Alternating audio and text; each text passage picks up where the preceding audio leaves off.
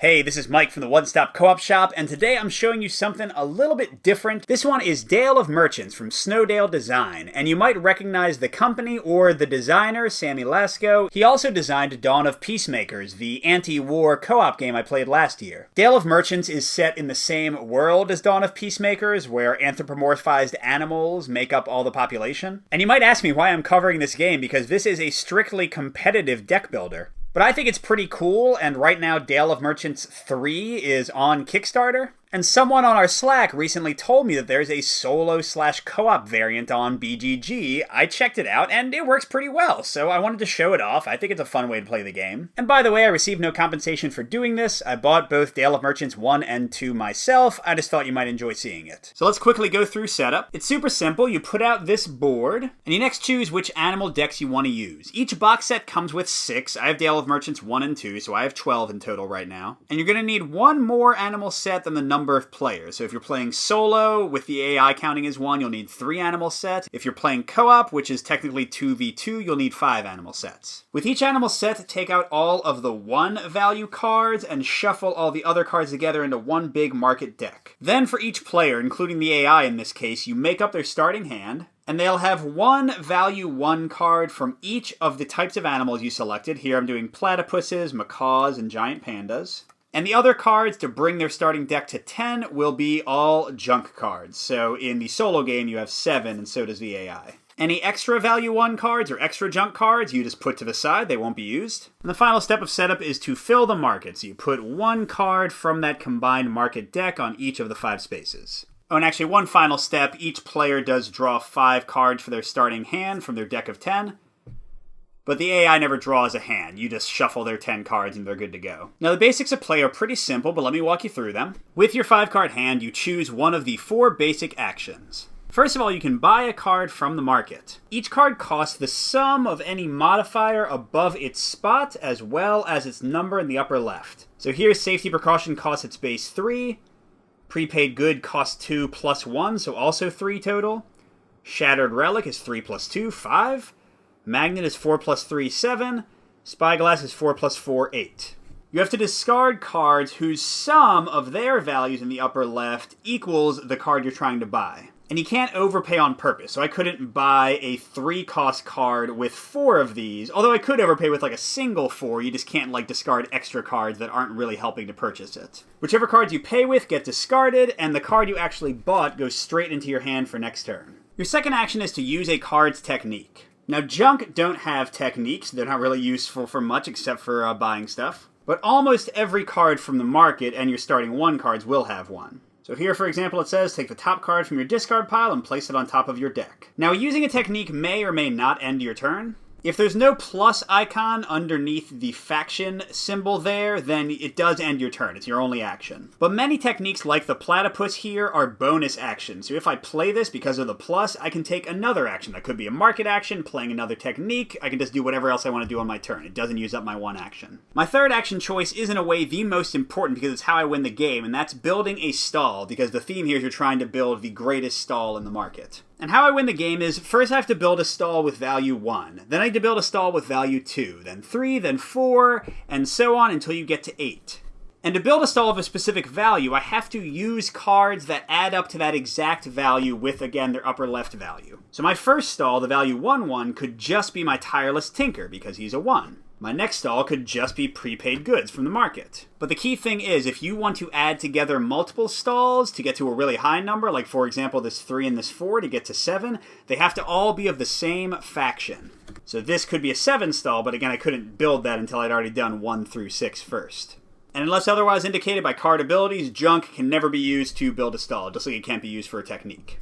My final option, usually the worst one, is I can discard as many cards from my hand as I want, and that's my entire turn. At the end of your turn, you draw back up to 5 cards. So if I only have 2 left, I draw 3. And additionally, if the market is not full, I slide cards to the right to fill the gap so that they become cheaper with those modifiers, and I draw cards from the market deck to fill any left spaces open. And that's it for the player turn. It's pretty straightforward, so let's talk about the AI briefly. The AI is super simple. All you're going to do is, at the end of each of your turns, the AI is going to buy the rightmost card and just put it on top of their deck, and that's it. Then you just slide things down and refill the market. But if the market is ever completely empty, that means no cards here and no cards in the draw pile or the discard pile, you immediately lose. Additionally, if you go through the entire market stack so that you have to reshuffle the discard pile, then the AI starts buying 2 cards a turn instead of 1, but it won't accelerate any more past that. Now you might ask, how can there be a discard pile for the market? But basically any effects that say that you throw away a card that's not a junk card but is one of the animal cards, whenever you throw it away, it goes in the discard pile. Now there are more rules for dealing with the AI in the solo co-op variant on BGG, but those are all for the animals that have direct interaction between players. And I've picked 3 animal sets that don't really have that, just to keep things simple when I show it off. So let's get going and see how we do. Alright, so for my first hand, I got a lot of junk. That's always going to happen. I have my platypus that lets me get the top card of my discard pile. Not very useful right now. And the Scarlet Macaw basic technique for the Swift Broker. I can discard my entire hand and draw a new hand. And both of those are bonus actions, so I can do something else on my turn. And for the market, at least looking at the ones I can afford. Safety Precaution, it's a bonus action. I can swap it with the card I used in one of my stalls, so I get to use that card again. Prepaid Good is not a bonus action, but it's pretty nice. I can just straight up take anything from the market, no matter where it is and how much it costs. And Shattered Relic, a nice one to get rid of extra junk. I can play it, bonus action, to throw away a card from my hand and then draw a card from my deck. Yeah, I like that. I'm a culling kind of guy. So my first turn I'm going to spend all 5 of my cards for 3+2 and get the Shattered Relic into my hand. Then I redraw back up to 5, so I'm going to get some junk plus my basic panda card. And what I like to do to keep things moving is just go ahead and resolve the AI card as I'm refilling the market, so they take that. And we get an Essential Purchase and Calculations. The Magnet lets me search my deck for any card and place it in my hand. That's really nice. And the Spyglass, not quite as strong. I get to draw 3 cards from my deck, keep one of them in my hand, put the rest back in any order. And my Panda lets me throw away all the cards in the market and draw new cards in the market, which can be dangerous in the solo mode because it's actually accelerating how quickly the AI goes through the market and starts buying 2 cards a turn instead of 1. But hey, let's start out by using our Shattered Relic, and we'll get rid of one of our junks forever. Thrown away junk just gets taken out of the game, unlike animal cards that go into the discard pile to get shuffled back in eventually. I'm going to draw a replacement card, which will of course be another junk. Let's see, the only thing I could afford right now is the Prepaid Goods, which is decent. And it's also a 2, which will be the second thing I want to build, so sure, let's go ahead and spend 2 junk to buy that. Redraw, I got my Platypus and my Macaw. AI draws the Magnet, which is too bad because that was a really good card. Get another Essential Purchase and a Cookie. With our Prepaid Good, we can get anything right now. So Essential Purchase, when I buy it, I can throw away all the junk I bought it with, so Prepaid Good wouldn't really help with that at all. Calculations lets you rearrange cards before you buy, as long as you're buying with it, which is nice. And then Cookies I like a lot. It doesn't count as part of your hand, so I can draw up to 6 cards when I have that in my hand. I know most of my junk is in my deck, so if I use the Swift Broker to throw away my hand right now, I could probably buy Essential Purchase and basically rip out most of the junk from my hand. Which is not always a great idea, because if you empty your hand too much, since also building stalls empties out your deck, then you might not really have enough cards to do anything. Could also buy something like Cookies with my Prepaid Goods, but that'll be around for a while. Or I could just build my first stall with my Panda. He seems to be the least useful level 1 in the solo mode, at least. And if I do that, the Spyglass will go away. The Central Purchase will still be there to buy. So, sure, let's try that. So for my stalls, I'm just going to kind of put them out of the way, but I have built my level 1 stall now. Okay, so I redraw, the AI buys the Spyglass, and we got another Prepaid Goods. So I could buy an Essential Purchase now, setting me up for my 3 stall, and it would get rid of 2 junk. That seems like a pretty good deal to me. So sure, and here's an example. I could not pay with the Prepaid Goods, because that would add up to 4, but I'd have 1 I wouldn't need for the 3 cost.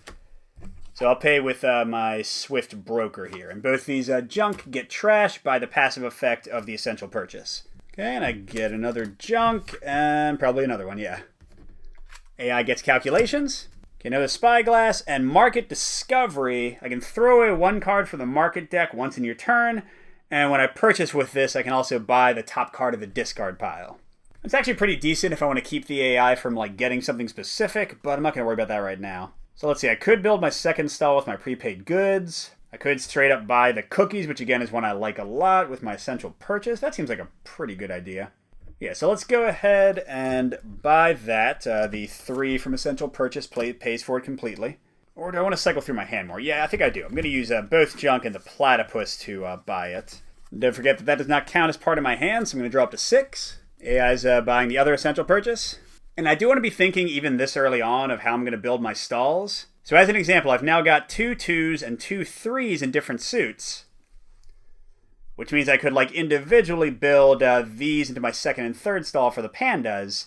And then these could be my 5 waiting for later. Or since I haven't used my 1 for that suit yet, that could even be my 6. Alright, I still don't want to throw away too much junk, but I think I want to still do some. So Shattered Relic, I'll get rid of 1. I draw a replacement card, which is another junk. Alright, I definitely don't care about prepaid goods. I can let the AI get that. Flashy Show is a nice one. When I play this, which is a bonus action, all cards I use get a +1 to their value for this turn, so that can really let me massage cards into the right market slots. But I don't need it yet. It's going to get cheaper soon. So yeah, I think... Well, I guess I could just straight up buy it right now with prepaid goods before I build a stall with it. Yeah, why not? Why not? I mean, it's so cheap. Or not cheap. I mean, it's free because the prepaid good just buys it automatically. Alright, I'm drawn up to 6 because of cookies. I got my Shattered Relic back. Nice. AI gets the prepaid good. And we got a 5 stock clearance. When you use this card to purchase, you may overpay as much as you want. So it lets you just kind of get rid of cards from your hand or do even better stuff with essential purchase and junk, whatever you need to do. So far I have a lot of MacLeod cards. That's not a bad thing, so that I can make sure I'll be able to build stalls in whatever way I need to. So hey, does it hurt to get another one with my Spyglass? I don't think so. But first let's use my Shattered Relic again, trash another junk, and I draw my Tinkerer. Oh, and hey, why not? I'll go ahead and use him as another free action to put my Shattered Relic back on top of my deck. And then I'll go ahead and use Essential Purchase and Junk to pay the 4 cost of the Spyglass. Just really lean heavy on those MacLeod cards. Turn up to 6 again. There's my Shattered Relic again, and a Junk to use it on. AI's going to get the Market Discovery. Get another Calculations. Oh, and a 5 MacLeod one. Take the top card from your discard pile and place it into your hand. Well, that's certainly better than the Platypus ability. I'd kind of like to start building some more stalls, but I'd rather use my Panda card since I have so few of them in my deck and save my MacLeod for bigger numbers. And right now there's only a few cards in my discard pile, so if I use my MacLeod's ability to discard everything, I would draw them all. But everything would go to my discard pile before I would draw. So why don't I use Shattered Relic, and that'll get rid of this junk. And then I draw 1 card, which is going to trigger my shuffle of my deck, because you only do that when you need to draw. Alright, I got an Essential Purchase. So now I'll go ahead and use the Swift Broker to discard everything from my hand. I just realized, he says draw as many cards from your deck and place them into your hand. I guess if he's gone from my hand, I would only have 4 cards in my hand. So yeah, I think I only draw 4 cards then. But I got the one I wanted. I'm going to build my second stall, also pandas this time. I guess I could have trashed that junk too, but let's hold off. I need to buy some more stuff. Okay, I'm going to refill my hand. Oh, I got cookies, which means I get a 6 card. AI buys a Spyglass. Now let's see, if I use Essential Purchase for the 3, I can use the Spyglass by itself for the 4. I'd love to get the favorite toy to be my 5. See, I want to buy that this turn. I want to save that for the market, so let's go ahead. Oh, that's 8 actually, not 5. So that would be 4, 5, 6, 7, 8, I guess. That buys us the favorite toy, and they take the stock clearance. I'm sorry, I should redraw. My other 5, Flashy Show, and my 1 Macaw. We got a Dangerous Test, a 5 Platypus. Draw 3 cards from your deck, place them into your hand, then discard 3 cards from your hand. That's a nice little way to kind of mill through. And let's see, for this turn, I think I'll just build my 3rd stall with my Panda. Bye-bye. And I get a junk. Oh, I put my 4 that I wanted to use from the Macaws in my discard pile, so I guess it's waiting for me now. AI buys the Shattered Relic. Yeah, we're doing pretty well time-wise. I'm not too worried. Let's see, it's a bit silly, but I'm going to discard my entire hand with the Swift Broker, which will get me 5 cards, because I had 6 before I played him. Then I'll get me only 2 cards, and I'll shuffle the rest back. Didn't get my cookies, so I'm at 5. But yeah, I did get the Spyglass, so let's go ahead and build that for my 4th stall. So I'm up to number 5 now, and oh, got cookies, and my favorite toy. AI builds the Calculations, and draws another magnet. Yeah, and favorite toy seems like the weaker one of the Macaw cards. Or should I get that 3 while it's there? Because there's no other Macaw ones coming. I think I want that flexibility. So yeah, let's buy that. I guess I can throw away my junk with my Shattered Relic. Draw a replacement card. Wow, my deck is 6 cards now, so I'm definitely going to have to buy more before I finish things up. Okay, and to actually buy the Shattered Relic, I guess I can use my platypuses. Oh no, I don't want to get rid of my cookies. Well, I mean, it doesn't matter too much. What the hell, let's just use my flashy show to buy it. Alright, I shuffle my big 2-card deck and draw the flashy show right back. AI gets the dangerous test. I'm getting pretty lucky that the cards came out in kind of this monocolor fashion. So do I want to buy some more? Let's see, that'll take care of the 5. And then the 6. I definitely need more cards. I'm not going to be able to do this all by myself with the cards I already have. And I still have the platypus, so let's see. Could I buy... Oh, I can get the glue to make my 6. And that would leave me free to do 7s and 8 with blues, maybe? So, yes. So it would cost me 9. Flashy Show will be 5 of it. And then I don't want to discard anything. I don't want to trash anything else with Shattered Relic. So that would be 8. And sure, Swift Broker will be 9. So it gets me glue. The passive, when I use this card to purchase, I may keep this card in my hand. So I can just buy stuff with that, which is super nice. I do get my Shattered Relic, the other one. And Flashy Show back. They buy the safety precaution. Now you'll notice, of course, that every time I buy something, I'm also accelerating things. Wow, the deck is getting low. I need to finish up. So I think I might theoretically have enough. Let's go ahead and build my 5 with my favorite toy. Draw into my 1. They get the magnet. So I need 6, 7, 8, and I'll win. And this is the 6 that I wanted to buy. Now let's make sure. I forget what my last card is. I have 1 card in my deck. But for 7, if I use the Flashy Show to upgrade things, then my Shattered Relic and my cookies would become a 4 and a 3, and that would be 7. Oh, and then I know I have another Shattered Relic. I think that's my last card. So that'd be 5 and 8. Yeah, so I have everything I need to finish. So let's go ahead and do 6 to win. They're both the same type. And I have my entire deck in my hand currently. I did a lot of culling. The AI buys the magnet.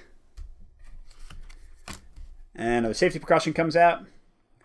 Okay, I'm going to play Flashy Show for its technique. All my other cards have +1 to their value this turn. And with that, I'll take the 2 and the 3, which become a 4 and a 3, and that's a 7, so that's my 7 stall. And of course, I will draw the only card in my discard pile to fill out my hand. The AI takes calculations. And yeah, there we go. I got my 8 stall right here. What you got, buddy? So, I have emptied my deck. Again, the difficulty can fluctuate in the solo mode based on how many same color cards you get. Clearly, a opponent would not let me do that. But we didn't, drastically win. The AI had 3 more cards to go through. Remember, when the deck runs out the first time, they would buy 2 cards a turn, so they'd wipe these out. So we probably had, 5 turns left. And things are going to change a whole bunch based on which market cards you use and which animal decks. But there you go, that was Dale of Merchants, a few animals from set 1 and 1 animal set from 2. Check out the Dale of Merchants 3 Kickstarter if you like what you saw. It's definitely better as a competitive game, but I just think it's cool that you can try it out and sort of see combos with solo play. And good gaming, we'll see you at the next stop.